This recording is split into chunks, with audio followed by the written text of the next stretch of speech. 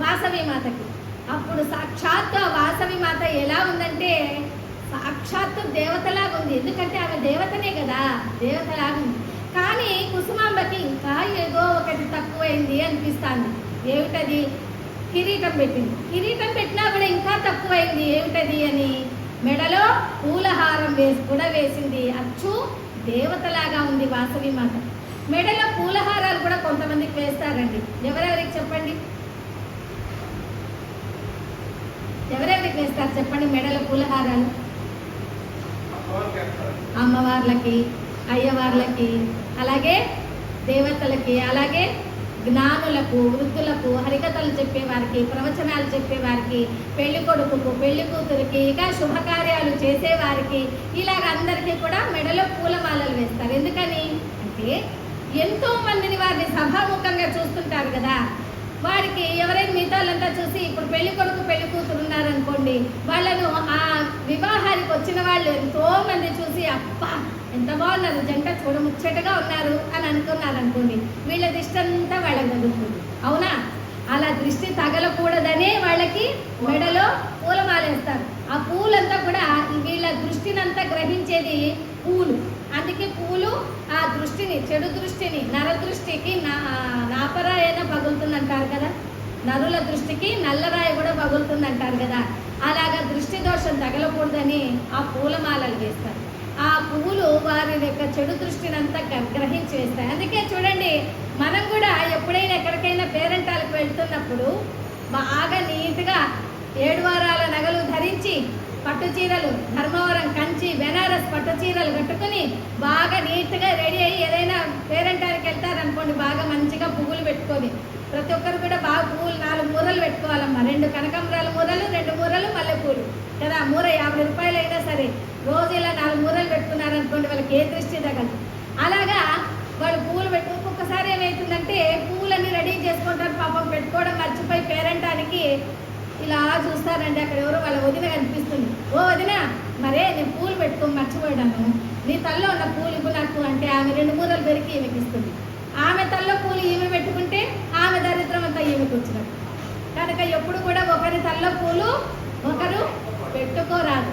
అంతేకాదండి, మన తలలో మనం పెట్టుకున్న పువ్వులైనా పెట్టుకున్న కాసేపటికి ఒకవేళ కింద పడిపోయాయి అనుకోండి, అవి మళ్ళీ తీసి పెట్టుకుంటారు తల్లి. అలా కూడా పెట్టుకోకూడదు. ఎందుకంటే దృష్టి ఎక్కువై ఆ దృష్టినంతా కూడా గ్రహించి ఇక మన తలలో నిలవకుండా పడిపోయిన పువ్వును అది పక్కన పడేయాలి. నువ్వు అప్పుడే కట్టిన తోమాలైనా సరే, నీవు బెంగళూరు నుంచి, బాంబే నుంచి తెప్పించిన తోమాలైనా సరే, దాన్ని ఆ దృష్టి దోషాన్ని గ్రహించిన పూలు కింద పడిపోయినాయా ఇక మళ్ళీ మన తలలో పెట్టుకోరాదు. అంతేకాదు, ఒక్కసారి కొంతమంది ఏం చేస్తారంటే, ఇప్పుడే ఫ్రెష్గా పూలన్నీ తెప్పించాము, ఇంత బాగున్నాయి, ఏదో ఫంక్షన్కి ఇప్పుడే కదా అట్లా వెళ్ళాను, ఇట్లా వచ్చాను, ఇంకా బాగున్నాయి, ఇంకా 2-3 సార్లు పెట్టుకోవచ్చు అని కొంతమంది ఏం చేస్తారంటే అవి ఒక బాగా నీట్గా ఒక డబ్బీలో ప్యాక్ చేసి ఫ్రిడ్జ్లో పెడతారండి. అవునా? అవునా? అరే కొమ్ముకుంటున్నా. అలా ఫ్రిడ్జ్లో పెడితే ఏమవుతుందంటే ఒక్కసారి తలలో నుంచి తీసిన పువ్వులకి ఆ మీ చెడు బ్యాక్టీరియా అంతా కూడా గ్రహించి ఉంటాయి కదా, ఆ బ్యాక్టీరియా అది ఆ చెడు బ్యాక్టీరియా అలాగే పెరుగుతుంది బ్యాక్టీరియా. అప్పుడు మళ్ళీ వాటిని పెట్టుకున్నారనుకోండి, ఇంకేముంది, మళ్ళీ విరేచనాలు, మళ్ళీ వాంతులు, ఏవో అన్నీ వస్తాయి. ఇవన్నీ రహస్యం తెలుసుకోకుండా మన వాళ్ళు ఏమనుకుంటారు, ఏమిటో మొన్న ఒక ఫంక్షన్కి వెళ్ళొచ్చాను, బాబా ఆ రోజు నుంచి నాకు బాగా దృష్టి అయిపోయింది అనుకుంటారు. కానీ ఫంక్షన్కి వెళ్ళొచ్చిన దానికి ఆ దృష్టి ఆ పెట్టుకొని తీసిన పువ్వులు మళ్ళీ పెట్టుకోవడం వల్ల ఇలాంటి అనారోగ్య సమస్యలు వస్తున్నాయి. కనుక ఎప్పుడు కూడా ఒకసారి పెట్టిన పువ్వులను బయటికి వెళ్ళాక వచ్చిన తర్వాత వెంబటే ఆ బయట డస్ట్బిన్ లేక వాటిని వేసేసి ఇంట్లోకి వెళ్ళి హాయిగా చక్కగా స్నానం చేసి లేదా మొహం కడుక్కొని ఓం శ్రీమాత్రే నమః అని ఇలా కుంకుమ తీసి పెట్టుకుంటే ఏ దృష్టి దోషము తగలదు. మన కుంకుమ ధరించేటప్పుడు కూడా ఒక మంత్రం చెప్తాం, అది కూడా మీరు చెప్పండి, నేను పలికిస్తాను. కుంకుమం శోభనం దివ్యం సర్వదా మంగళప్రదం ధారణేనాస్య శుభదా శాంతిరస్తు సదా మమ. ఈ మంత్రం చెప్పుకుంటూ కుంకుమ పెట్టుకోవాలి. లేదా ఈ మంత్రం రానప్పుడు ఓం శ్రీమాత్రే నమః అంటూ కుంకుమ పెట్టుకుంటే ఏ దృష్టి దోషము తగలదు.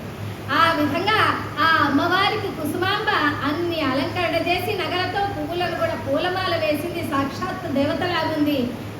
అమ్మాయి బంగారు పల్లెములో ఆ బంగారు ప్రమిదలలో వత్తులు వేసుకొని ఇక దేవాలయానికి వెళ్ళడానికి సిద్ధమయ్యారు. దేవాలయానికి వెళ్ళారు.